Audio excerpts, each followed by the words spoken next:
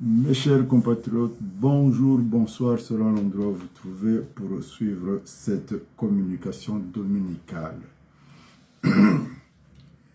Ma communication de ce jour a pour titre « Les agitations des bouffons de la politique ».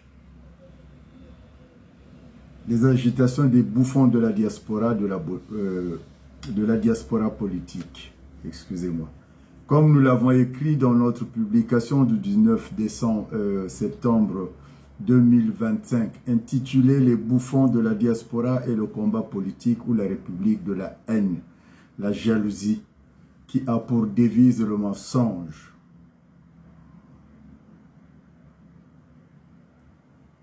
En effet, après la rencontre citoyenne des Congolais de l'étranger en France, qui a été sous le parrainage du conseiller politique, administrateur du conseil d'administration du Fonds d'impulsion et garantie, FIGA, les mauvaises langues se délient, ce qui est une très belle occasion pour l'observateur avisé de comprendre substantiellement que ceux qui s'autoproclament opposants politiques dans la diaspora ne sont qu'en réalité des agitateurs, des bouffons politiques.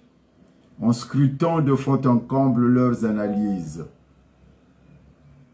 approfondies sur cette rencontre citoyenne, on relève tout simplement que la transpiration de la haine, la jalousie,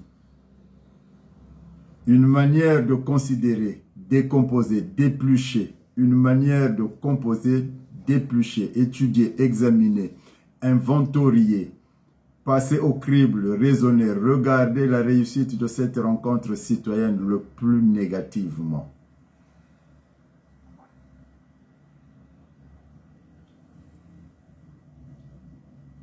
Aucun bienfait de cet acte grandiose posé envers les compatriotes résidant dans l'Hexagone par M.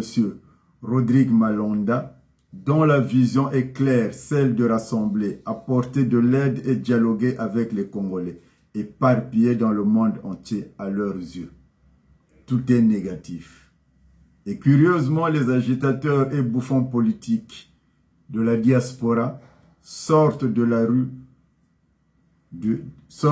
rue des temps perdus pour déverser leur venimeux bavardage intarissable et oiseux, besoin irrésistible de parler, observé particulièrement dans les états d'excitation de certaines affections mentales. Traitons ceux qui ont eu la volonté de participer à cette rencontre des Congolais acquis pour le pouvoir de Sassou Nguesso. Ces derniers, autrement dit, les bouffons et les agitateurs politiques ont oublié que les absents ont toujours eu tort depuis la nuit des temps.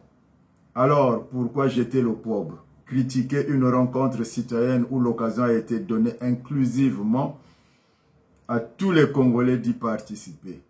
Bien pire, M. Modeste Mboukadia, dans sa réaction, implore le paternalisme de la France envers le Congo. L'homme oublie sciemment la souveraineté du Congo. Je le cite dans ses graves propos contradictoires. Passez par le quai d'Orsay si vous voulez discuter avec nous parce que nous vivons en France. Nous sommes sous l'autorité de la France.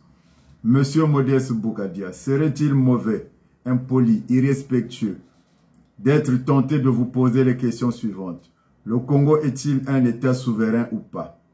Est-ce que, quand vous réclamiez votre coque dans les années antérieures, aviez-vous fait recours au quai d'Orsay, comme vous le recommandez aux autorités congolaises du moment? Si oui, présentez votre récépissé ou l'accusé de réception du quai d'Orsay au peuple congolais.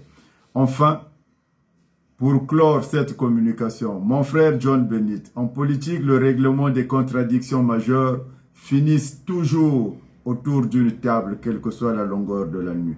Alors, M. Rodrigue Malonda Samba n'est pas venu faire du tourisme, ni du matalana comme vous le dites. Il est venu rencontrer les Congolais de l'étranger et les vidéos sont là. Les Congolais ont répondu massivement à son appel. Sortir de la rue des temps perdus, ça sera bénéfique pour notre patrimoine commun, le Congo. Ceci est valable pour tous les bouffons et agitateurs politiques. J'en ai terminé, c'était Armand Monziono qui vous reviendra demain.